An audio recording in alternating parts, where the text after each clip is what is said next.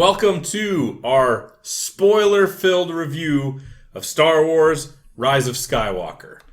You guys want to just start with the story? Yeah, we can start with the story. Spoilers! Go. I think it did a pretty good job of basically being two movies. Because it had to be. Because there was no second movie. There's no episode 8 to build off of. I definitely didn't feel sorry for... I felt sorry for whoever had to direct this one after the 8th movie, because it was like... It was J.J. Abrams. Yeah. I know it was J.J. Abrams. I'm just saying, like, it was like, wow, what Rian Johnson did with the 8th movie just kind of put it in a bad position for this movie to start. Yeah. Basically, you had to do so much to build a villain up, basically fill all the plot holes that were introduced in episode 8. Like, all this stuff... just to get it caught up to the point that you can do a third movie. Considering that, I think he did a good job. I do. I think he did. He tied up a lot of loose ends. There's still problems with it, obviously. For a 2.5 hour movie, you're always going to be worried, how much of this is going to be boring filler? But when you have to do 2 movies in that period of time, it makes the pacing pretty good. Yeah. Like, there was always something happening. And the best part of it is that it very much felt like you were going from point A to point B. You didn't have all the nonsense. You didn't have this weird. There definitely wasn't. Yeah, there definitely wasn't that like boring part of the movie. Like the movie itself was paced very well with story, so that you were kind of like interested in what was going on the entire time. Like exactly what you said. The ostrich stuff, right? I mean, they were more like foxes, but anyways, whatever it was, like, going through the casino, it was dumb. Yeah, it was pointless. It really didn't have much interest. Like, it didn't keep me interested. For a spoiler review talking about the story, you guys haven't mentioned the story at all yet. Well, we're getting to the start of this movie, which was the first part of this movie. There are obviously problems with the story, as enjoyable as it was. I thought the story sucked. Go on. I want to hear why. That's it. It sucked. You got nothing. But there's got to be a reason why it sucked. The story was dumb. I thought they had to fill in way too much. There was because way too many stuff that was shoehorned and convenient. Yeah. Oh, definitely. And you can say a lot of that is the Force, because that was always kind of the convenient. It just happened because of the Force. That's kind of what the point of Star Wars is. It's a lot of convenient, it just happened because... Can we talk about the big one then? Okay. Rey's identity. To just go and be like, you know what? We said her parents were no one. So in this one, we're just going to say they were no one by choice. It's like, really? That's very much a... Really? That's You're very just gonna much... shove that in there, huh? But that is so typical of the series. That's like, Darth Vader killed your father. Vader is your father.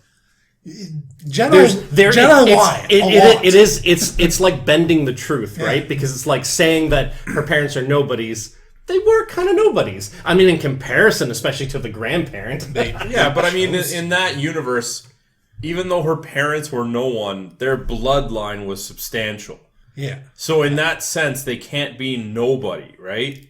Like, otherwise, like... how would she be Force sensitive? The thing is, they lie about that all the time. Like, Jedi and Sith just lie constantly about that kind of thing. And then are like, from a certain point of view... You know what? The only people I believe now are bounty hunters. They're the only ones who are truthful. Exactly. They stick to the facts. Okay.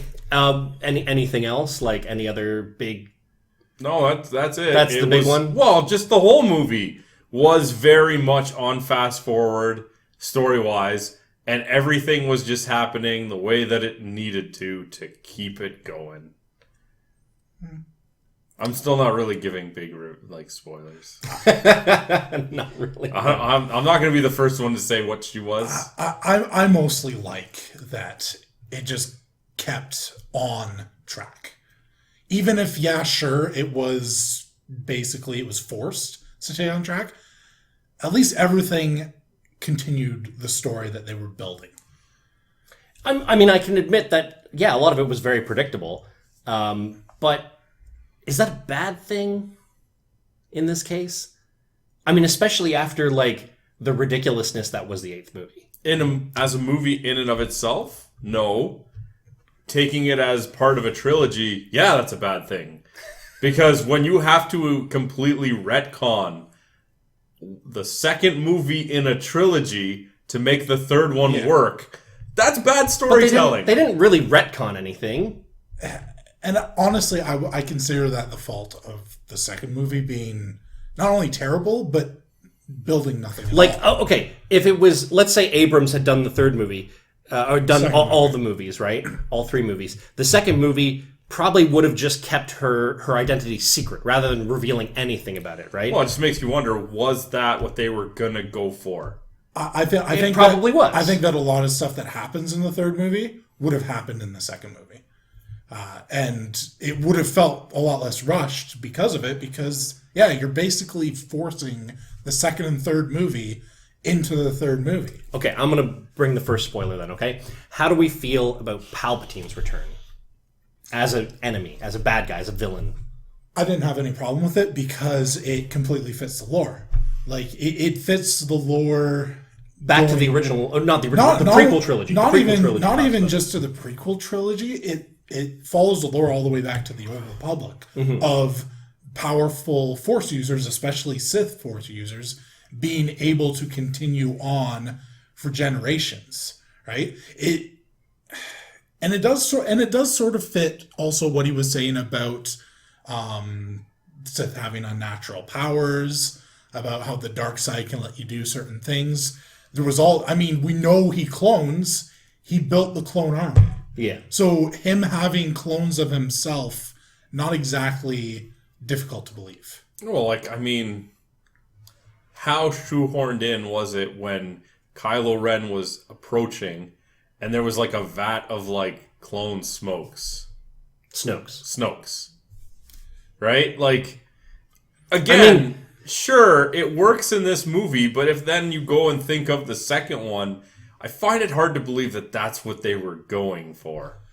I think that would have been something where they had to be like, okay, how can we fit this ridiculous thing in? Yeah. And still keep it lore appropriate. It almost would have made more sense for him to be almost like another apprentice. That's why I go back to, like, did it work in this movie? Yes. Does it work as a trilogy? No. Because this movie, which I think did a decent job working with what it had for this movie, now makes that greater trilogy just a complete train wreck. I think if we look at this as its individual movie or look at the trilogy as a whole, we're talking about two very different things, mostly because of what the second movie did. Well, that's kind of hard to ignore. When you knew that this was going to be a trilogy from the start. If it was just like, here's a surprise sequel, then we view it. But we knew right away this is going to be a trilogy. I think the biggest problem we have is that, like, when you have directors that decide to go in completely different directions, right? Yeah. Like, that's the big problem here is you had a vision of what J.J. Abrams had in the first movie, and then Rian Johnson just went, like, over here in a completely, like, tangential, path, This movie would have made as much sense, maybe even more sense, if it was directly after the first movie. Like, there's only a couple things that happened in the second movie that actually needed to happen. Yeah. Such as Luke Skywalker dying, for example. Stuff like that. Oh, spoilers, man. But the second movie. but even something like that, like, you could have put that in if it hadn't happened yet. All the other stuff, like, what else happened in the second movie? You had her training, her learning stuff. You can ignore a lot of that stuff. Yeah, it's not super important. Even in Return of the Jedi, they went from Luke being basically barely knowing anything at the end of Empire to being a full-fledged Jedi at the start of Return of the Jedi. You skipped all of that training. Well, and I think that's what goes back to your point of, like, this was two movies jammed into one, is because you can now, for the most part, watch one and then three. Okay. We've talked a lot about story. Let's go on to something else, I guess. How about, like, action, like the CGI, not necessarily CGI, but like the space CGI fights goes hand in hand with it, because a lot of the space fights were CGI. And yeah, I thought it was great. I thought it was good. I liked, probably the best thing about this one is that the action was frequent. In the second one, there was definitely a large lull where for an hour or so, absolutely nothing happened. Whereas in this one, you had frequent, often spontaneous even, fights. Yeah. Right? So you had your lightsaber fights, you had your ground vehicle fights, you had your star battle fights, and then of course you had the culmination at the very end where there's everything tons of spaceships. Yeah, there's a ground fight on a spaceship. There's a spaceship battles. There's a lightsaber battle on the ground. Like there's all those things happening at the same time at the very end, and that to me that made it feel action wise like a Star Wars movie is supposed to be. And so I'm quite happy with that. There's only two small things I didn't like. So okay, it's gonna parallel story a little bit, but like the Knights of Ren, okay, they're supposed to follow Kylo Ren. Right? But then suddenly it was like, oh, they're going to fight Kylo Ren and fight for the Emperor. I think it kind of says at the end of it that Palpatine is in charge of everything, right? The other part about that I didn't like, though, was when Ben comes back as Ben and not Kylo Ren. He has so much trouble fighting them. It's like, these guys are just soldiers. They're not like special in any way other than being okay. They're like elite soldiers, right? But like you are a Jedi. He has trouble fighting them without a weapon, and they're all armed, right? As soon as he gets a lightsaber, that should be as soon as he gets a lightsaber, he makes pretty short work of them, right? Yeah. And I do think that it's sort of understated. Yes, these guys are basically monks. These are combat monks. Yeah. They're very good fighters. They have the Force. But we also saw with Order 66 that surprise attacks, group attacks, whatever, no matter how good they are, even if they have a lightsaber, they can be destroyed. Yeah. So he went into combat against several elite fighters without a weapon. We also know that bounty hunters take on Jedi frequently, one-on-one, like the Obi-Wan and Jango fight. Where top bounty hunter, top Jedi, they fight each other to a standstill. And he had his lightsaber with him at the time. So I can actually see how a bunch of elite fighters will basically be able to mop the floor with him until he gets his lightsaber, and then he changes the title. I had no issue with that battle. No? That didn't bother you? No, I think the only thing I had a problem with was the actual confrontation with Palpatine. Fair enough. Where let's blast at each other for a little while, you'll hold it with your lightsaber, and then you'll turn it. Like, it's just so lacking in actual action. It felt kind of anticlimactic. Very. I think that Palpatine, he already melted himself doing the same thing to Mace Windu. Yeah. He already learned that he shouldn't do that type of thing before. With Luke Skywalker, the whole, I'm going to tell you what my plan is. Yeah. You strike me down, your journey to the dark side becomes complete. Luke Skywalker's like, nah, I'm not going to do it. And there, his plan fell apart. Why doesn't Palpatine realize, you strike me down, I'm going to take over your body. Oh, you're not going to do that? But that was my whole plan. I mean, villains giving away their plans is something that happens in movies. All movies. A long time, but. Like, it was a very... Like, why tell her that? There's one thing, and the other part of the action that I didn't like was the convenience of all the ships that showed up at the end. My only issue with this is I complained about this throughout the new trilogy, okay? The fact that, like, after Return of the Jedi, okay, that suddenly, like, all the Resistance sort of just kind of disappeared, you know? Like, there was only a small pocket of the Resistance still left. Like, I would imagine it being the opposite way, where there were pockets of the Imperials left. I actually found it more of a problem that the Empire completely disappeared. Especially in Episode 8, where it's like, you have this one big Resistance ship, and there's no other Resistance, and then you have a couple of Imperial ships, and there's no other Imperials? Like, why are both of these sides so depleted? And why does anyone consider these guys a threat? Because they're kind of a joke. Until, of course, a whole bunch of Star Destroyers with Death Star cannons show up. Because Palpatine was doing that in secret for years. Yeah. But like, you know... Conveniently. They had Lando go out with the Millennium Falcon to like summon everybody, right, to come. But it's like they could have done that long ago. Like it just doesn't make any sense to me. Not that I didn't like the actual fighting, because obviously the dogfights and stuff was kind of cool, and it was neat to see some of the old ships. They wanted to make it feel epic. You have a whole bunch of different ships, which is kind of cool. They wanted to do this whole, yes, there's no united resistance, but the people themselves will stand up. Yeah. Finally. But I mean, like, they should have stood up a couple months ago. Exactly. You know, why didn't they stand up when the Empire was destroyed and the second Death Star was destroyed? Like that seems like the point where you want to stand up. And there's really never been a good explanation for why it fell apart. This goes back to so many things happened for convenience. I also, I'm fine with the Death Star being able to destroy planets, a space station. Yeah. I'm fine with the second Death Star being able to destroy, it's also a space station. Every ship. I was fine with Starkiller Base because it's a planet. Yeah. And they had one of it. Having a whole bunch of ships that can do that, you don't need that much destructive power to show a point. No.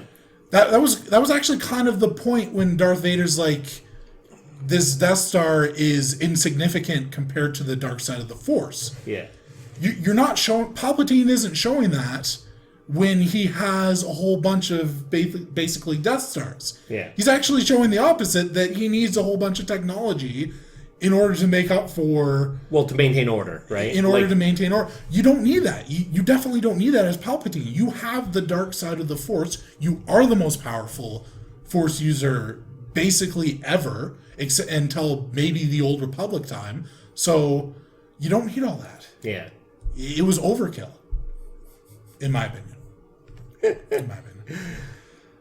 Maybe that's it. Maybe people needed that big of a threat to finally stand up. Okay. Because they were like...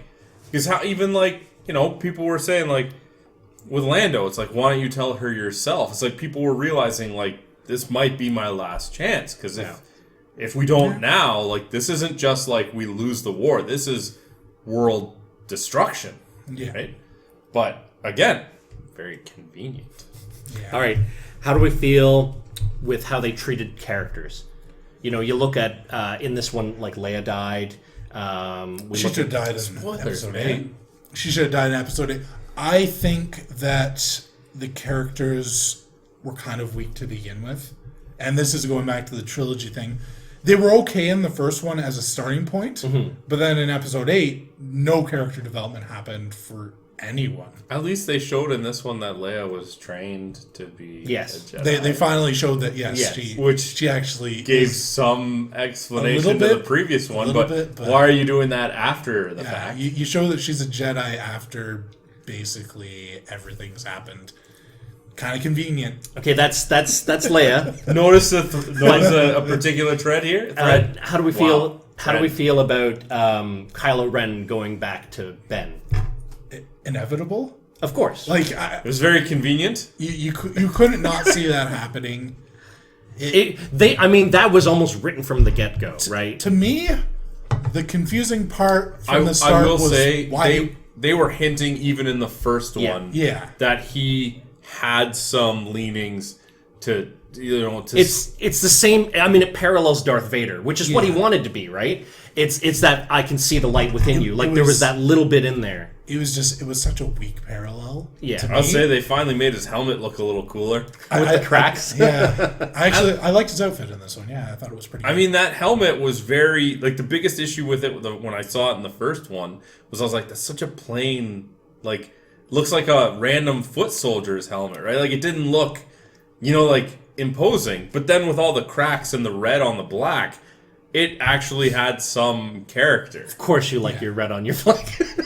I don't know what you're implying there, but okay. Yeah. I also liked how he would quickly use the Force at times. Yeah. Like when the one guy just keeps talking in the Imperial meeting and he just basically throws him into the ceiling. But that's such a parallel to Darth Vader. Yeah. Right? Well, Darth Vader actually was a lot more patient. Yeah, but he would still wait and did he would that. just that is one thing I kind of liked in was that Kylo had a lot of rage. Yeah. So yes, he definitely seemed a lot more conflicted right from the start, but he clearly would rage very quickly. Yeah. And he would show it because he would do these great acts of like explosive anger, basically. I didn't really mind him. I thought that Rey was pretty boring character from the start, so I didn't really feel like they could do much. They didn't do her any favors in this one either. It felt kind of like this was all they could do with her. Yeah. Well, okay. Like you're not gonna fix what she already is. Right? This is going with the namesake of the movie, but how do you feel about her taking the Skywalker name at the end? Makes sense. It does kind of make sense. It really feels like that was more of like... It was an homage, She right? wasn't raised by the Skywalkers, per se, but it's because of them that she was able to shed her, like, bloodline. I want to say past, but...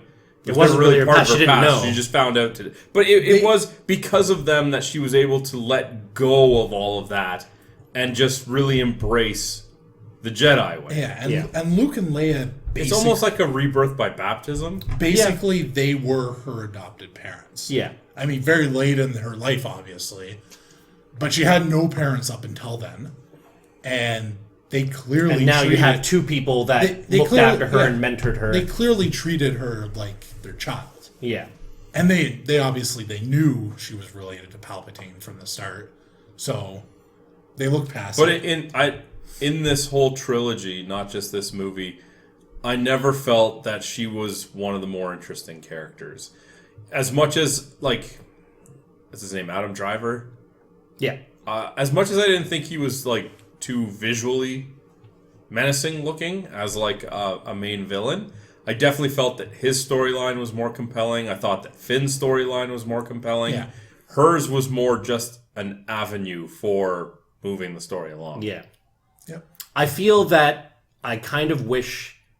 I know there was some hints at it, but like the fact that Finn is Force sensitive, I kind of wish that they went down that. That's like the one thing I predicted when we were driving to the movie. They definitely hinted at it a bit. They didn't really use it too much. No, they didn't use it too much, and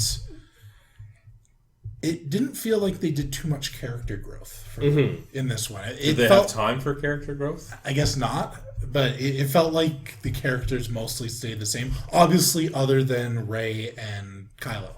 Yeah. Right? Who had Poe Dameron went through some because he went from, just being a fighter pilot to essentially being the leader of the Resistance by the end. So he had to learn some stuff. But you're right. I think that there wasn't enough. He also further stepped away from being like more of a loner. Yes. Yeah. Or like the big realization for him. He has to rely on other people. He couldn't do it by himself. And, like I said, even that, like to me, was more compelling than Rey's story. Yeah. What did you guys think about the scenes where Rey and Kylo were sharing space, but not in the same physical space? They did that a lot. Yeah. I thought the camera work was super well done for it. Yeah. I thought that they did a really good job with like the way that the interactions took place, with them only hitting some environmental things and getting a few visual cues. Well, there was also some items that ended up kind of transporting from one spot to another. It was interesting how they tried to fit it in with the lore too, because he mentioned it's a diome or diode? Diism, something like that. In the Force, right? Where two people are connected by the Force. So it's an interesting idea. Definitely really cool visually, from a cinematography sort of standpoint, where you see... Visually, those were some of the best looking scenes. Like there was a lot of good looking stuff. Like, as much as you want to, even the 8th movie, you can say, "Oh, this was negative than that," but like visually. Everything always visually looked good. Every time they were in, and he's even like going through the casino on those things, like it made no sense. It was dumb, but it visually was interesting to look at. Yeah. But I really thought that those scenes were very well done. Yeah, they were really good, and they did a lot to not only hint at their connection, what their connection was. Because even for the Force, that's not normal, right? But it also helped to push the story because Kylo kept getting hints by taking things from where she was, right? Yeah. With the necklace, with the Vader helmet. Like it was also interesting because to his advantage. It was also something that, I mean, Palpatine couldn't predict, because Palpatine, his plan was so well laid out. Yeah. But he couldn't have predicted that. Yeah, he was surprised at it right at the very end, right? And I think that, I mean, in the end, that was his downfall, really. Too much power. Too much power. Unlimited power. Unlimited power. Too much unlimited. Well, I mean, we talked about a lot. Is there anything else that we want to cover before we kind of go to like scores and stuff? The only thing you really could still touch on is if any of the performances particularly stood out, or I don't think so. Nothing was really I don't think amazing. Anything was like over the top great. Nothing was terrible either, though. It was kind of like in between. I definitely don't think anybody put in a poor performance. That's for sure. No. I think Adam Driver was better in this one than he was in the previous ones. Adam Driver, again, I mean, I can knock the visual look of him not looking that intimidating as a main villain, but he definitely knocked it out of the his park. emotion compared to the previous ones was so much better in this one. There was a lot more expression with him, and honestly, like, this is why I go back to it. Like, I always felt like he was more of a main character because he really could convey a lot more. He did definitely feel like the star. Okay. Well, I mean, that, I guess, covers it then. Yeah. Actually, in this one, I even felt like Poe? Yeah, Poe Dameron. Was even a little more important than Finn in this one. Oh, for sure. Yeah. Which, you know, like... it was interesting from the first one. Finn seems so much more important. At this point, like, yeah, in the first movie, I was sure that Finn was going to end up being Force sensitive, and I was sure he was going to be, like, the main character. I thought even, like, more than Rey, they were hinting at it, right? I honestly thought that it was going to go the path of Rey actually turning to the dark side and Finn needing to either fix it or bring her back. And he's the one that started as a bad guy in the first one, right? But then, you know, here we are at the end of the trilogy, and it's like, I feel like they dropped the ball with Finn. Like, I mean, not that like he was bad by any means, but like he just didn't. He didn't really have a story. He didn't ascend to the heights of importance that I thought his character would. He was kind of just there, almost like Chewie, right? Yeah. And they also completely left Rose basically out of this. Yeah, she wasn't a big part of it. Whereas she was like, she shows up in the second. I honestly wasn't too heartbroken about that. No, I mean, that's my opinion on that. But she shows up in the second one, and they make her out to be as if she is a new big character, and then she's basically not in it at all. Well, I guess we should know because she came in the second one. That's true. I guess that's it. Yeah. Why don't we change it up, and I'll go first for the first time ever. Amazing. Okay. That's never happened before. Never. Go ahead. I'm giving it an 8 out of 10. Wow. As much as I tried to keep a straight face to not let on, I really enjoyed this movie. Yeah. I was not thinking that. Like, with how much we were talking, I was like, man, he hates this movie. What is going on? Here's the thing. If I was to think of it as a trilogy, there is no way I could give it an 8 out of 10. Okay. I can only give it an 8 out of 10 in a vacuum for it itself. Because I went into the theater, I had no idea how quickly the time went by.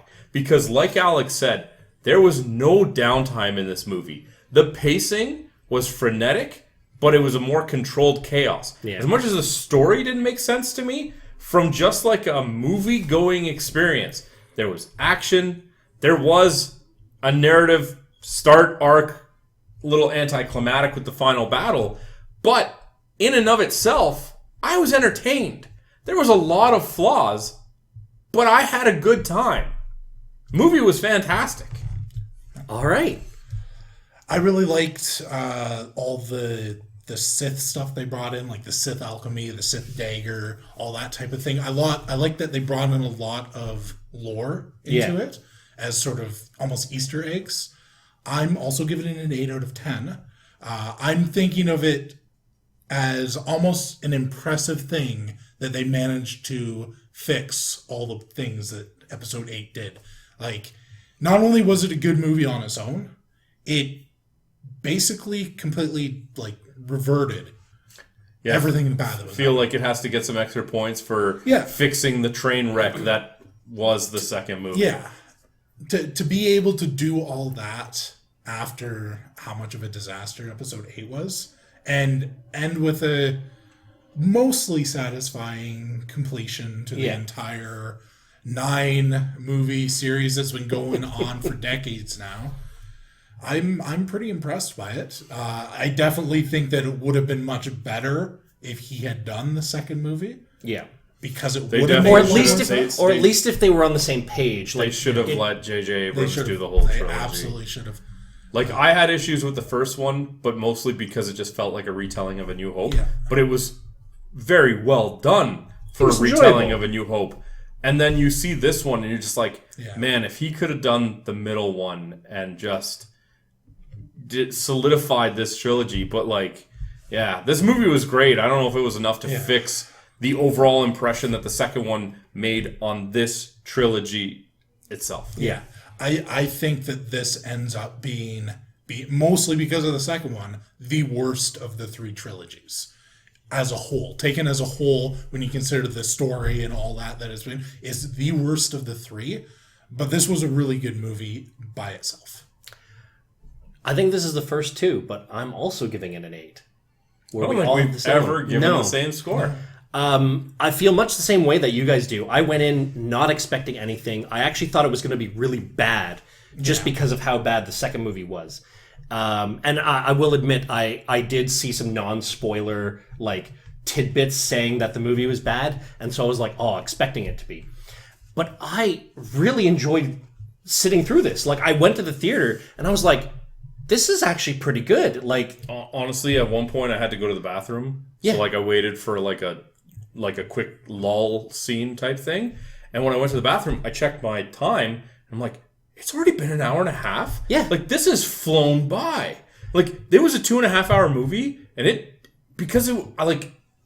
for lack of a better, I'm on the edge of my seat. I'm watching all of these fantastic action scenes and stuff, and the movie's just flying by.